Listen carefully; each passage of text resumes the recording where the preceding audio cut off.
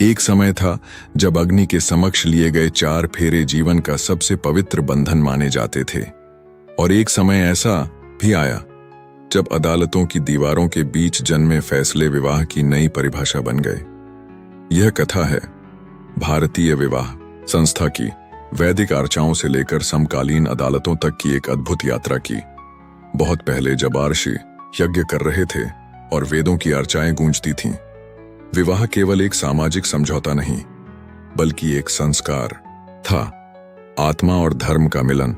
उस समय कन्या स्वयं अपना वर चुन सकती थी।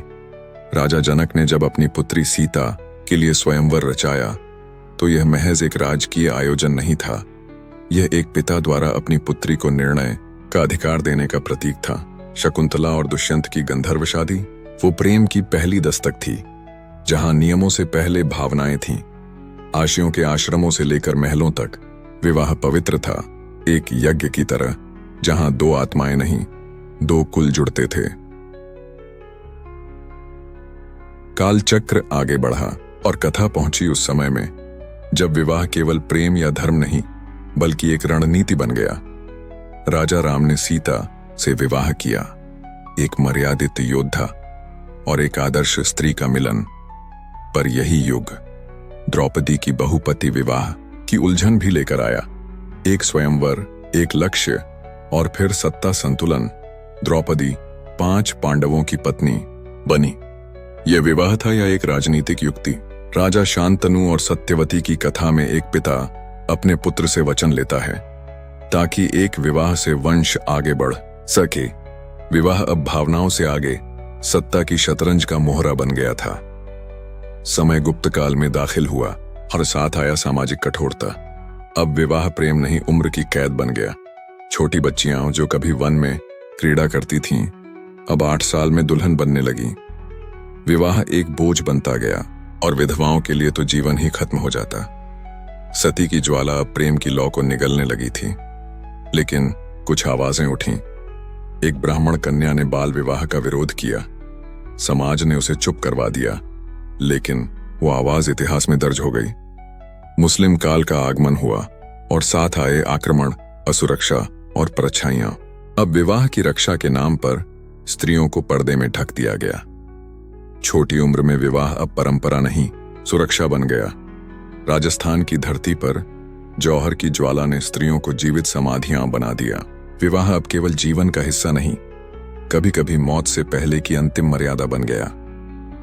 फिर आए कुछ विचारक, राजा राम मोहन राय, जिनकी कलम ने सती की चिता बुझा दी।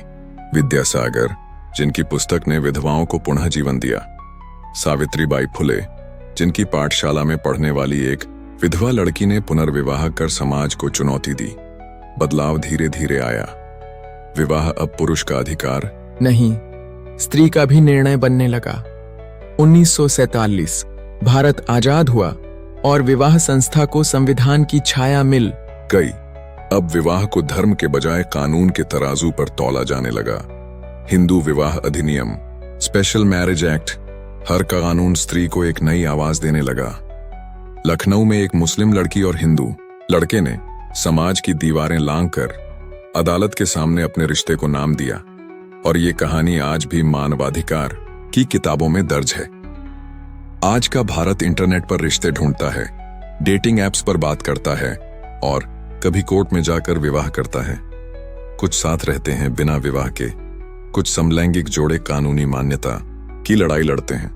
विवाह अब जरूरी नहीं विकल्प बन गया है, लेकिन फिर भी फेरे ले जाते हैं, गीत गाए जाते हैं और मन आज भी पवित्र अग्नि के सामने वचन देता है। यह कथा समाप्त नहीं होती। यह कहानी समय की नहीं, संस्कृति की है। विवाह संस्था चाहे जैसी भी बदले, भारत के सामाजिक ताने बाने की आत्मा बनी हुई है। यह वह धागा है जो धर्म, कर्तव्य, प्रेम और संघर्ष को एक सूत्र में बांधता है। संस्कारों की यह साख समय के थपेड़ों में झुकी जरूर, पर टूटी नहीं। विवाह संस्था भारतीय संस्कृति का अभिन्न अंग है, जिसने समय के साथ अनेक रूप बदले, परंतु उसकी मूल भावना प्रेम, समर्पण और सामाजिक एकता आज भी जीवित है।